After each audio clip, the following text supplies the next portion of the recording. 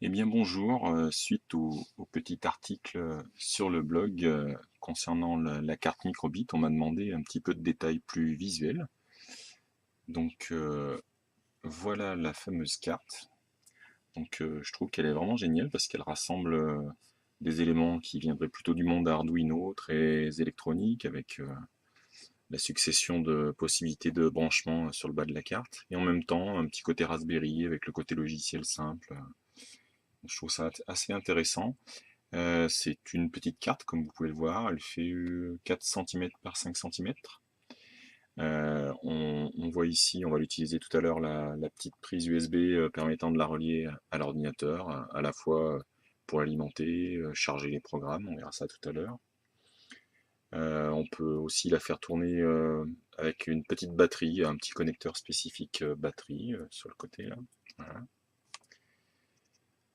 Que dire, le petit processeur fait bien son boulot, c'est un petit ARM Cortex M0. Ensuite, qu'est-ce que je peux vous montrer? Eh bien, on a sur l'autre face, ce qui va nous intéresser dans notre petit programme, une succession faite de 5 LED par 5 LED, un joli petit carré. On a deux petits boutons pour interagir. En bas, on a quelques petites explications, mais je ferai une vidéo plus détaillée sur toutes les possibilités de connexion qui sont offertes par la carte. Les trous les plus gros que vous voyez là, on peut aller se connecter dessus avec des pinces crocodiles, mais il existe la possibilité avec un petit adaptateur de venir sur chacun des petits traits que vous voyez au bord là. Donc elle est vraiment pas mal faite. Donc ce que je vais vous montrer assez rapidement en fait, c'est ce que j'ai mis dans le petit tuto, je mettrai le lien sous la vidéo. Donc c'est tout simple pour en faire quelque chose de cette jolie carte. On part du site officiel donc de Microbit, je mettrai le lien aussi en dessous. Et puis il y a une section tout en haut, une section Create Code, qui vous amène donc sur une page où on vous propose, il y a plusieurs moyens de coder. On va y aller tout doucement cette fois-ci aussi, par la partie Code Kingdoms en JavaScript, qui en fait au départ, vous allez le voir, je clique dessus, on crée un nouveau projet. Et on va pouvoir programmer de manière très visuelle, un petit peu comme le logiciel Scratch, si vous connaissez par ailleurs. Donc dans le tuto, je me contentais de répliquer ce qu'avait fait mon ami Philippe avec du code qu'il avait fait à côté en JavaScript. L'idée c'était de boucler et toutes les 500 millisecondes d'aller récupérer la valeur, donc je ne vous ai pas montré aussi de ce côté même si c'est tout petit, la valeur de l'accéléromètre. En fait on a un compas et un accéléromètre embarqué, donc on peut avoir une détection du mouvement de la carte et puis de son inclinaison, des choses comme ça. Et donc l'idée c'est d'afficher un peu une valeur qu'on va aller piocher en additionnant les valeurs d'inclinaison sur les trois axes, et puis on l'affichera sur les petites LED, vous verrez ça s'affichera. Donc pour ce faire, on va rajouter donc des blocs dans notre éditeur de code. Et tout simplement, comme on veut que ça boucle, la première chose à faire, c'est d'aller chercher donc une boucle. Sur le côté gauche, vous verrez, donc généralement là, le petit symbole en haut, ça permet d'avoir tous les éléments de la carte elle-même. Donc on a l'écran, réglage de luminosité des LED en fait, ce qu'ils appellent écran. Quelques informations sur les boutons et puis le temps depuis lequel on est en route. Les différents petits capteurs, donc le compas, l'accéléromètre et puis voilà, les inclinaisons. Ensuite, on peut éventuellement utiliser un système de vibration. On fera un petit montage plus tard. Voilà, toutes les options sont là. Voilà. On a ici une partie où on peut avoir donc des instructions liées à tout ce qui est maths. Donc on a quelques petites fonctions pour avoir une puissance, pour avoir le maximum, le minimum. Voilà. Donc à chaque fois c'est un peu embêtant, il faut repasser par en haut et retourner là. On a des fonctions aléatoires quand on veut. Vous verrez, il y a un tutoriel aussi qui existe sur le site qui permet de faire comme un dé. On secoue la carte et hop, on génère une valeur entre 1 et 6. Et puis là, on a tout ce qui est les petits blocs de contrôle vraiment de langage. Et le premier qu'on va utiliser pour que ça boucle, je vous disais, ça va être ce qu'on appelle la boucle while. Donc, tout simplement, on vient la glisser là. Comme on veut que ça tourne en permanence, on vient cliquer sur la zone qui s'appelle test, qui doit être normalement la condition qui fait qu'on continue ou non de boucler. On va dire qu'on veut tout le temps le faire, donc on va choisir true, qui veut dire vrai, donc. Et puis, eh bien, à l'intérieur de ce bloc, on va rajouter les petites instructions qui permettent de récupérer les valeurs. Donc là, comme c'est tout avec les blocs, ça paraît peut-être un peu compliqué, mais vous allez voir, on va s'en sortir.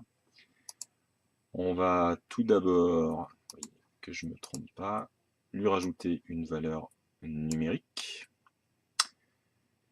dans laquelle je clique sur la petite flèche update. On va lui dire qu'on veut ajouter 2 éléments. Donc c'est un peu dommage, on ne peut pas en ajouter 3. Là, ce que je voudrais faire, c'est en ajouter 3, on le fera en 2 fois. On va aller chercher ce qu'on avait dit, les valeurs. On va prendre par exemple les valeurs de l'accéléromètre. Donc on va mettre la valeur de l'axe X, l'accélération X, l'accélération Y. Et puis on fera la deuxième addition directement dans la fonction d'affichage. Donc l'affichage, on a directement une fonction qui simule, vous allez voir, qui fait défiler du texte à l'aide des petites LED. Et à l'intérieur, on va lui dire pareil, on clique sur value. On lui dit que c'est un nombre. Et pareil, on choisit left plus right pour avoir l'addition de deux choses. Sur left, on va prendre, là il nous propose tout en bas le petit nombre qu'on n'a pas encore renommé qui est au-dessus, on va l'ajouter. Et puis on va rajouter le dernier, voilà, accélération Z. Voilà. Comme on ne veut pas que ça soit non plus, faut qu'on ait le temps de lire un peu la valeur qui aura été calculée, donc ça va être un nombre, hein, tout simplement. On va lui mettre une petite pause, la petite pause elle se trouve ici, on lui dit d'attendre avec wait, c'est un nombre de millisecondes qu'on va pouvoir saisir. Donc je vais mettre 500 millisecondes, ça devrait aller.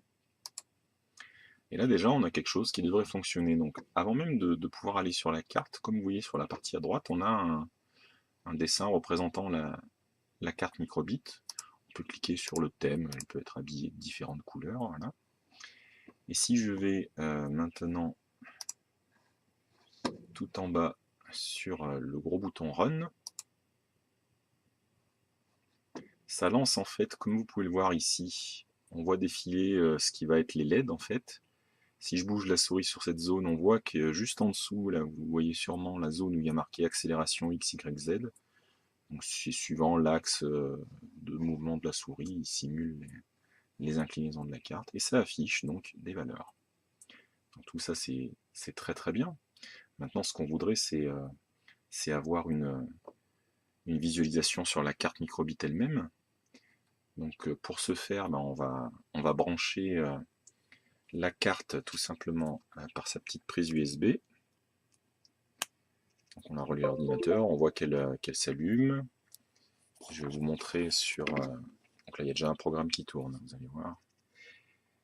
Ça m'a affiché également, ça m'a ouvert en fait quand on la connecte, l'équivalent de comme une petite clé USB, comme un petit disque. Et donc si je vous montre maintenant sur le bureau, vous allez voir, donc là je souhaite mettre le programme que je vais exécuter. Et puis on peut remarquer donc comme une clé USB qui s'appelle microbit. Donc laisser ce qu'il y a à l'intérieur, c'est ce qui permet au microbit de fonctionner. Si je retourne donc sur la partie navigateur, on va avoir tout en bas un gros bouton qui s'appelle compile. Je clique dessus. Il me propose de sauvegarder le programme sous la forme d'un fichier qui a une extension .exe. Je le sauvegarde. Et il suffit maintenant tout simplement d'aller le mettre sur la carte microbit. Tac, drag and drop, c'est parti. Il nous faut un petit moment. Et en fait, ce qui va se passer, c'est que sur la carte elle-même, il va redémarrer.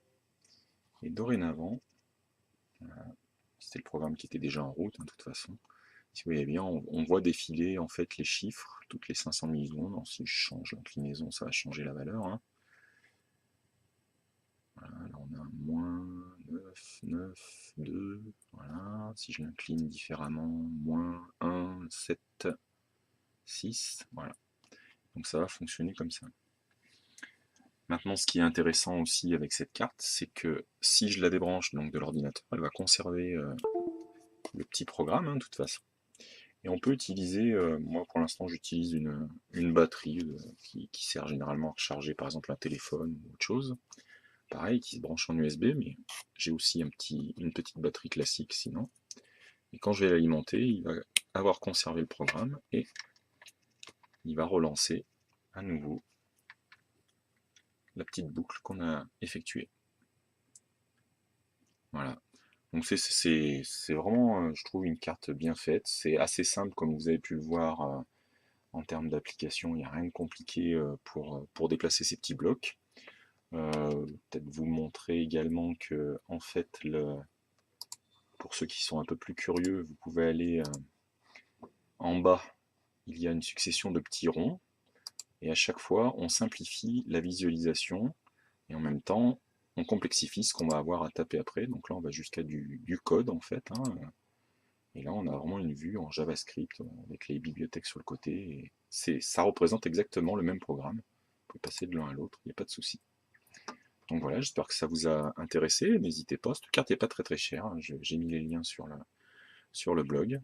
Et puis ma foi, ben, je vous montrerai sûrement d'autres programmes. Et puis surtout, je vous montrerai une carte assez semblable qui est sortie il y a quelques temps avant celle-ci, qui s'appelle la Codebug. Et on mettra côte à côte, on fera des applications semblables avec les deux. Voilà, à bientôt.